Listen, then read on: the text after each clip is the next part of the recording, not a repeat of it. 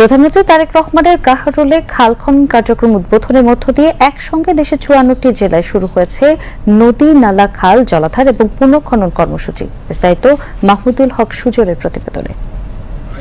প্ল্যানের একটি অংশ হচ্ছে যে আমরা সরকার গঠনে সক্ষম হলে জনগণের ম্যান্ডেট নিয়ে আমরা সমগ্র বাংলাদেশে ২০,০০০ কিলোমিটারের মতন খাল আমরা খনন করতে চাই। নির্বাচনী ইশতেহার অনুযায়ী বর্তমান সরকার আগামী ৫ বছরে দেশব্যাপী ২০,০০০ কিলোমিটার নদীনালা, খাল ও জলাধার খনন ও পুনঃখনন কর্মসূচি গ্রহণ করেছে। নির্বাচনে জয়ী হয়ে সরকার গঠনের পর আজ থেকে শুরু হয়েছে সেই খাল খনন কর্মসূচি। সরকারের ৩টি মন্ত্রণালয়ের ৪টি সংস্থা প্রথম ধাপে ১,২০৪ কিলোমিটার খাল খনন করবে। এই কাজ করা হবে বিদ্যমান প্রকল্পের আওতায়, পাশাপাশি নতুন প্রকল্প নেওয়ার কাজ চলছে।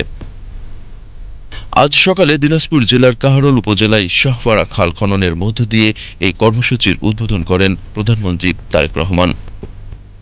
দেশের ৫৩টি জেলায় একই সাথে মন্ত্রী, উপদেষ্টা, জাতীয় সংসদের চিফ হুইপ, প্রতিমন্ত্রী, হুইপ ও সংসদ সদস্যগণ সংশ্লিষ্ট জেলায় এই কর্মসূচির উদ্বোধন করেন। এই কর্মসূচির মধ্য দিয়ে দেশের হারিয়ে যাওয়া ৫২০টি নদী, হাজার হাজার খাল ও তাদের প্রাকৃতিক পানি প্রবাহ পুনরুদ্ধার ও সেচ ব্যবস্থার দক্ষতা বৃদ্ধি করা হবে। এর মাধ্যমে কৃষি উৎপাদন বৃদ্ধির পাশাপাশি ভূগর্ভস্থ পানির কম ব্যবহার হবে, উপরের পানি বেশি ব্যবহার হবে এবং মরুভূমি হওয়ার আশঙ্কা কমে যাবে। পাশাপাশি পরিবেশের ভারসাম্য পুনরুদ্ধার এবং জীববৈচিত্র্য রক্ষা পাবে। Desk report, BTV news.